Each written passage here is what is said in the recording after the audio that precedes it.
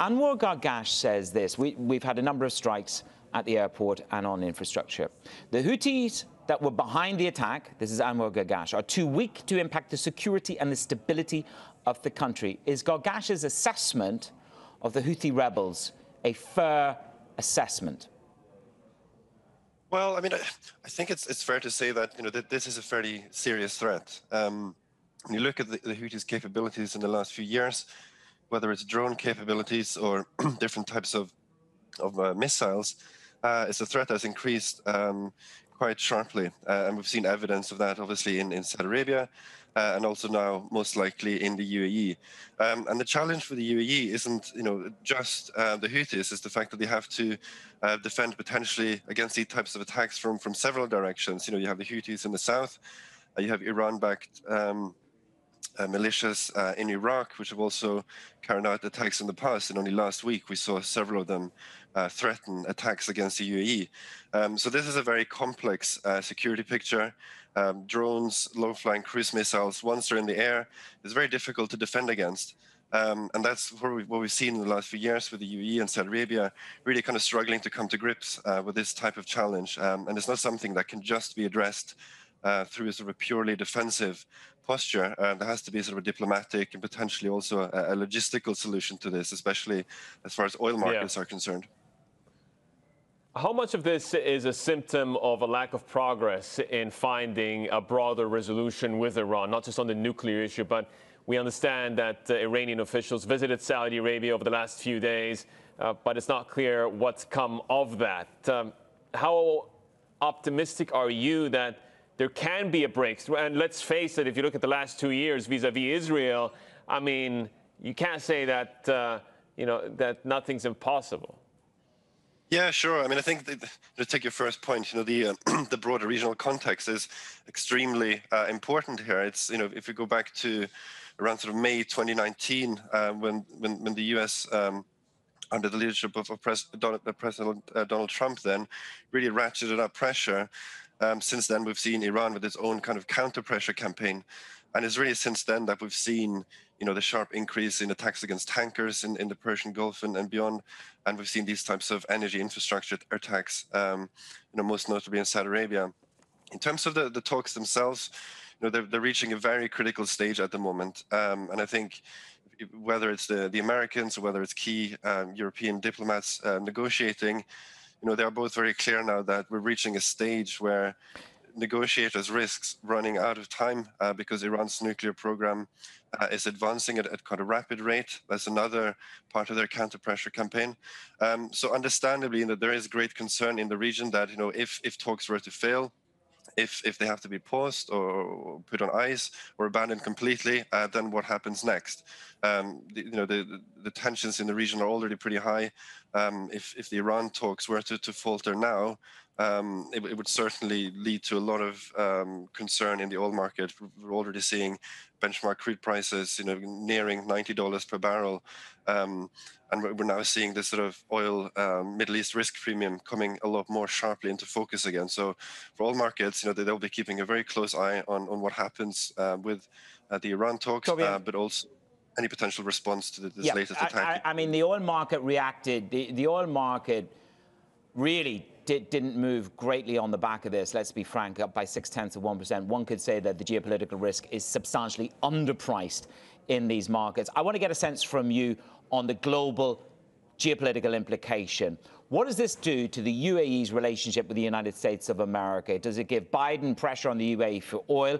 And does the UAE now need the US? And if so, more so, and in what way?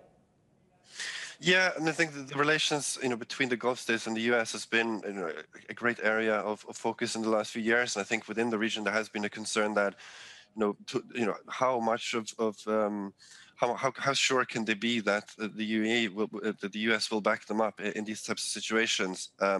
Clearly the U.S.'s interest in the region go well beyond just oil.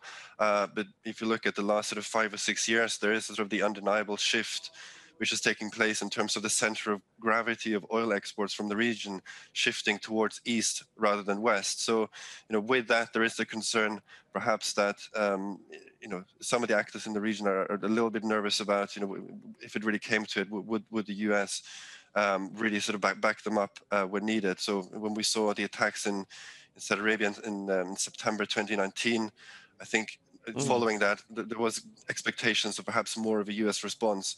As a result, we saw that the Saudis proceeded very cautiously, and we'll probably see the same in the UAE. I mean, they have vowed to respond to this, but at the same time, that they are acutely aware that they are vulnerable to these types of attack, and even with assistance from the US with anti-ballistic missile systems, it's very hard to defend these types of weapons, and they are in the firing line.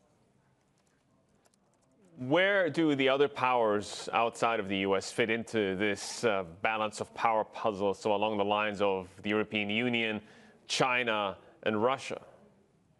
Yeah, obviously all of these powers are involved in the Iran nuclear talks in different ways, so that's one side to it. I think another key point, coming back to sort of the security concerns, obviously the US is still the main security actor in the Persian Gulf. There is a sense that there has been a sort of a gradual withdrawal, perhaps since the days of Obama, continued under Trump, a shift that we're seeing. So there is a bit of a concern of a power vacuum, and to some extent that is an opportunity for other actors to exploit and to try and fill any vacuum that emerges.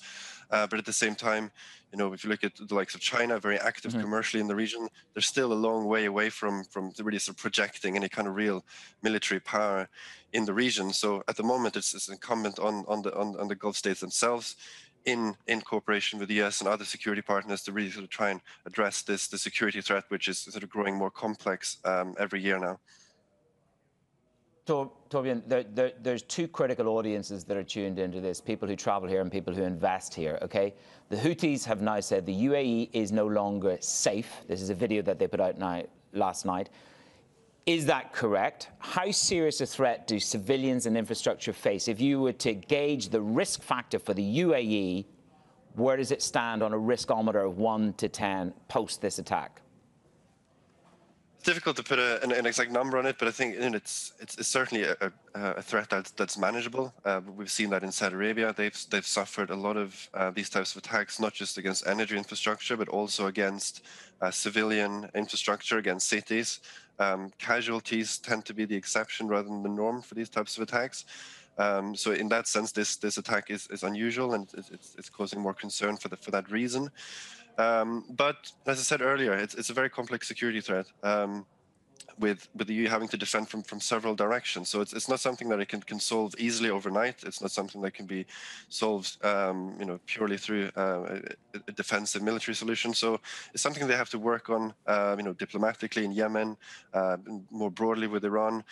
They have to come up with new logistical solutions. We're seeing plans for an underground oil storage facility in the mountains near Fujairah this year. So, they're going to have to be creative in terms of how they address this risk, because it is a difficult one. But having said that, it's also a manageable risk, and we're not expecting these types of lethal attacks to occur regularly.